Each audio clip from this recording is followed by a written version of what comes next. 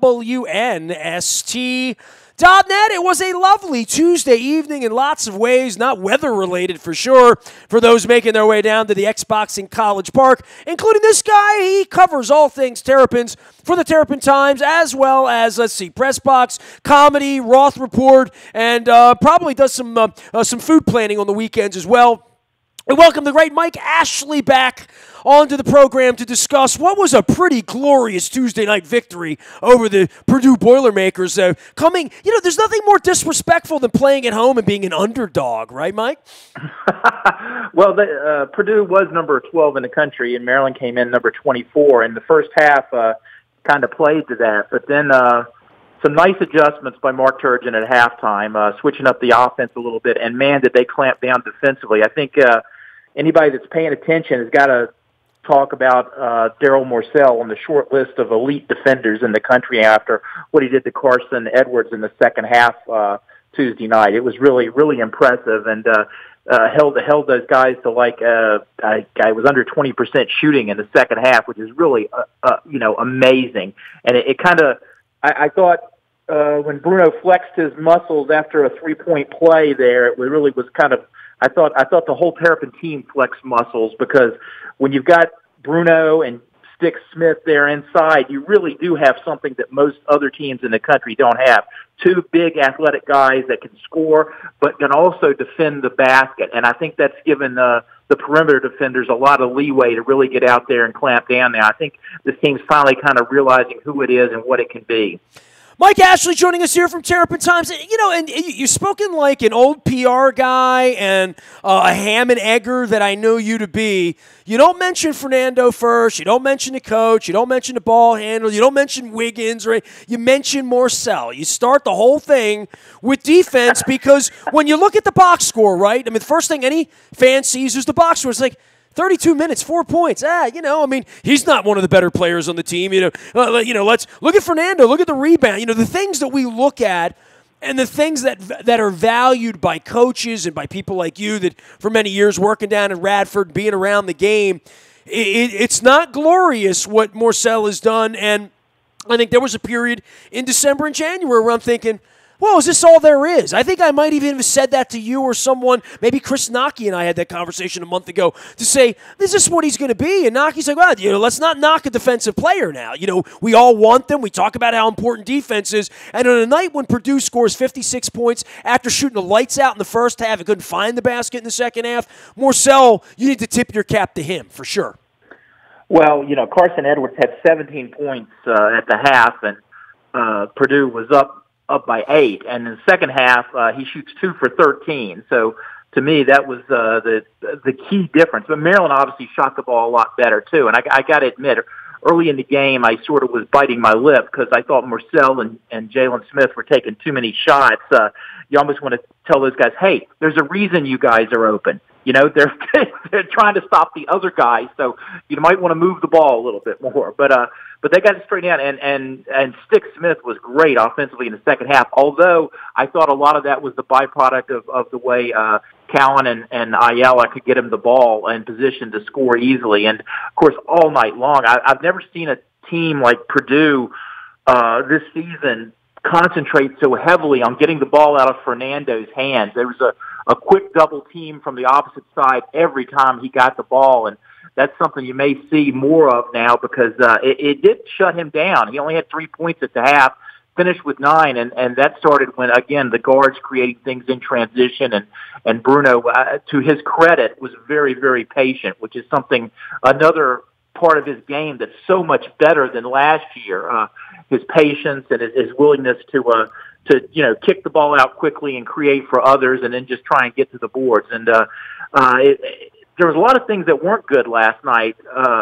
Tuesday night as well. When you think about 17 offensive rebounds for the Boilermakers, so that's something that has to be cleaned up. And while the defense was good, Purdue, which had been red hot during the 8-game winning streak, I thought missed some open looks too. And so there's still some room for improvement, and still this tough stretch for the the Terps, coming up this weekend at Michigan is going to be a real litmus test for what they're capable of. Mike, you talk about Bruno Fernando, and you use these terms like patience, creating for others, unselfish, which would be the word I would sort of use. And I talked to Luke a little bit about this. I talked to Walt Williams about this a little bit as well. You can go hear those out in the buyatoyota.com audio vault if you haven't heard them yet.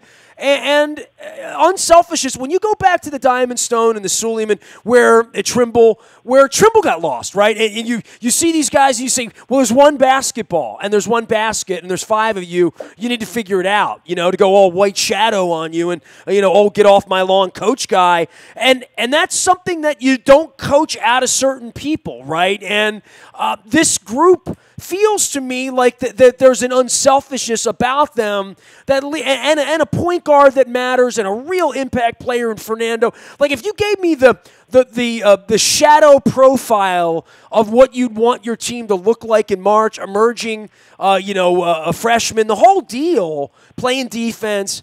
I like their chances, and I like the competition they're facing here at this point. I like that they have a tough road game at Michigan. I like they have a tough road game at Iowa, and I don't expect them to win either or both. I'd like for them to win one of them, right? I mean, we'd all like that, but where they're going to be in 6 weeks is what's going to matter here. And it was a game like Tuesday night at home, a little sleepy, a little icy, got behind. Things were bad for them, where they didn't pick themselves up against Illinois and they didn't get it right against Wisconsin. They fell asleep against Seton Hall. This was more of I heard the fight song and here they come, and Fernando looks like a lottery pick and all of the good things happening. You want to see that on a night in February to believe it's possible in March. Yeah, and the thing, we keep getting reminded about is that there are 5 freshmen in the 8-man rotation, and then 2 more sophomores, and Anthony Cowan is the old man as a junior. So this is a team that's still coming together, and I think a lot of credit to these guys. Here's another guy. How about this line for Aaron Wiggins?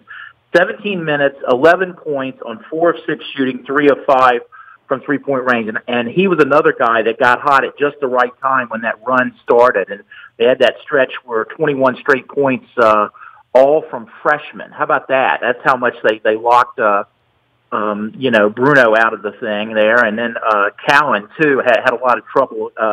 That kid for Purdue that is such a big defender. It didn't seem fair. He looked like a forward on Cowan most of the night.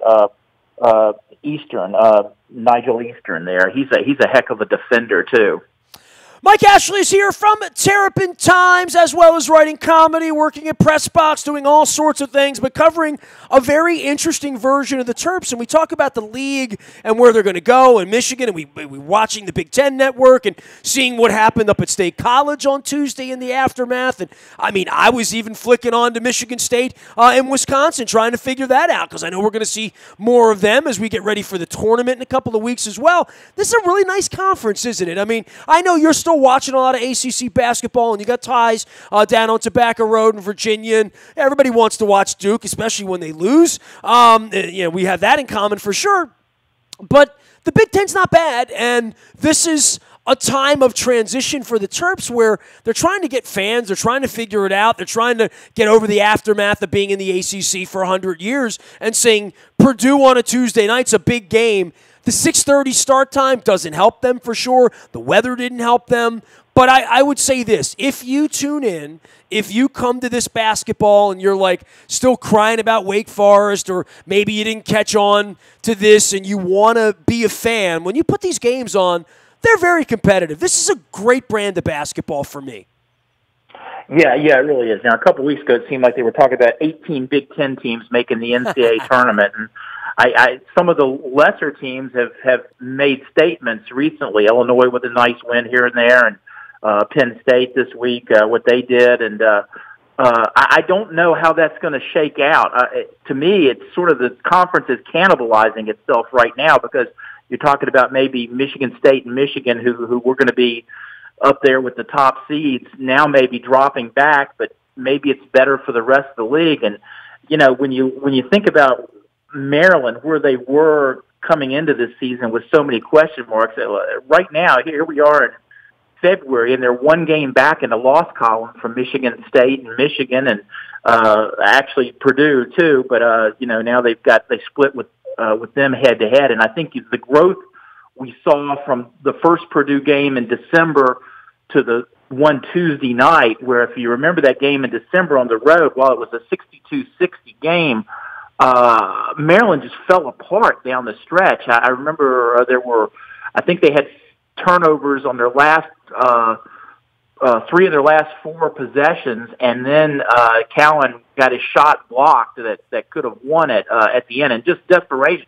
They had some shot clock violations, just couldn't get into their sets, couldn't get anything done. And now you're talking about Tuesday night, we saw a Terrapin team, I think it was a 17-4 run to end the game, just absolutely put a stranglehold on that game, which I'll be honest, I didn't know this team was capable of that kind of all-around offensive, defensive effort yet. So, they're right in the thick of things, and if the top of the league does what they're supposed to do, I think it's going to help everyone get good seedings in the tournament this year, and it'll be interesting to see what happens with Maryland, and hopefully they finish up strong and land themselves in a good spot. Well, we've been nice to everybody on the team except the guy who is the big star, the big daddy, the Mac Daddy, and Bruno Fernando here, and his NBA prospects. The one thing we could say about his game and how he's played and how he's matured and how he's a different player than he was last year is this is their NFL player, right? Not for long. This will be the end of his Maryland career. He's just too good, right? And that's where we begin to discuss him as being more of like a senior at this point, right? Yeah, he just falls out of bed into a double-double now. What is it, 7 straight games, I think, for him? So the rebounding is what jumps off the page, I think, for people look at him for the next level. And he does have a great offensive game, but he's doubled and taken out of it a lot. And it's funny because around the Big Ten, you see a guy like Matt Harms come into the game for Purdue, and he's much bigger than Bruno. And Bruno might run into that more often in the NBA, and it still kind of sticks in my craw that a guy like Bruno, who's such a low post force, what he does defensively, what he does on the boards, he's a lesser prospect than maybe a big man like Sticks, who bounces out and shoots threes the way the game is played now. To me, give me that guy that locks down the paint at both ends like Bruno does and forces you into those double teams, which opens up guys for threes. Yeah, I am so impressed with Bruno. Again, he's sort of emotionally kind of like Gravis Vasquez was. He's a guy that gets the crowd into the game, and so sometimes people equate that to immaturity. I think it's more of a cultural thing with these guys that come in from different countries where they're much more excitable and are used to showing it in their lives every day and certainly in their athletic endeavors. And you can just see the work that Bruno put in this summer to be a better player. He took all the criticism he got last year on the NBA camp circuit and has applied it to improving his game. And again, he just he's got to be an All-America this year. I believe. I'm not only first team All Big Ten, but I think he's an All-American when you think about what this Terrapin team is doing. Turgeon takes a lot of abuse out on my social media page. I'm sure you see the same thing. The jury's out on him amongst the fan base, certainly, and he almost looks still pained even after they win somehow. Not in the same way that Gary was, but there needs to be a time for him to shine as a coach as well. That can't happen until March, but he certainly has a representative group with which to do that and some deep depth and some good players that if they don't get themselves in foul trouble and don't find themselves stone cold shooting or asleep like they were at Madison Square Garden, because they could find themselves playing in that sort of a sleepy environment before it's all over with the third week of March. I would say that he is the ongoing product of all of that, and because this team has shown some promise, I think it ramps up a little bit of heat on him. I think he's got good players, and I'm starting to expect that they better be playing the second weekend. That's kind of for me to judge them in some way, and I know that's lofty, but they better go win 2 games.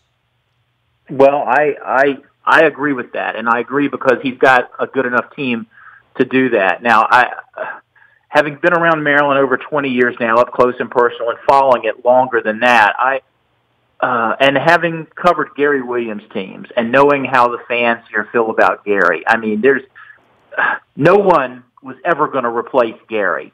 He bled the Maryland school colors, and everybody loves him for that. He did something, that no one thought would ever happen here. Even that left these great teams never did what Gary did, 2 Final Fours and an NCAA championship. So, I think Mark obviously suffers a little bit in comparison, even though some people won't admit that. And the level of player he has brought in has just been tremendous. But the terrible thing is that he hasn't been able to keep them. They've left early. Guys we're talking about here, Diamond Stone, guys like that have. He hasn't been able to hold his teams together for whatever reason and build something like some other Maryland teams did. But the flip side of that is he's probably brought in better players than Gary was at the end of his career. And people see that, and their expectations get ratcheted up. And I don't know. I think Mark uses a lighter touch with the guys. I don't think he puts a lot on their plate. It's just play good man-to-man defense and let's run our basic sets. And last night Tuesday night he made some adjustments where he did some nice things to free up some guys in the second half and got Jalen rolling and got Ayala going, and that was a key to the game too. So I mean, if you're going to be critical of him when you see things you don't like, I think you also have to point out that he has done a lot of things well. And the thing for me that's been the best thing is the quality of player he's bringing in. And I'll say this, having a chance to talk with these guys, the quality of the kids in the program I think is really good too. And I think Maryland fans could be proud of that. And I know they'll be more proud if there's a couple of wins in March, at the right time. I don't think there's any doubt about it, but I mean, to your point, I didn't think they were capable of playing that well against a team that good. And really, I thought Purdue was better than that, and they looked like they had 2 players on Tuesday night, or Maryland sort of made them look that way, that there was Edwards and Klein and sort of everybody else. It was just a really nice second half, and I think it creates expectations for Turgeon, for Fernando, for all of them. I don't know that Ayala and Wiggins are going to be that. I don't know that Morcell defensively is going to be what he is at the pit bull on Tuesday night. But it was nice to sort of see it come all together for one night, and now where do they go over the next 3-4 weeks as they get ready for conference tournament, as well as hopefully a decent seed and a nice little pathway to making it interesting into April. Here's Mike Ashley. He is at Terrapin Times. He's, where else are you? Roth Report, Press Box, doing comedy in various places on the interweb, correct? Bathroom stalls all over the eastern seaboard as well. Yeah, good stuff there. You got to install a camera, man. That's all. You just YouTube and you. That's all. An afternoon with Ashley from the foothills. Right. Good to have you on, Mike. We will stay warm here, and we'll check back in a couple weeks, and hopefully the Terps are good, and hopefully I don't hear the Michigan fight song too early on Saturday morning before noon. Yeah, it's going to be interesting the next few weeks. I'm really looking forward to it. It's going to be a lot of fun, Terps fans. Hang on. Gratuitous shots of Jim Harbaugh courtside, no doubt, right around lunchtime on Saturday as the Terps head out to Michigan in Ann Arbor. Nasty at WNST.net finds me. I'm on Facebook and Twitter and LinkedIn and Snapchat and Instagram and streaming live on our Facebook as well as our YouTube WNSTV channel. We are WNST.net, AM 1570 and WNST Towson, Baltimore. And we never stop talking Baltimore sports.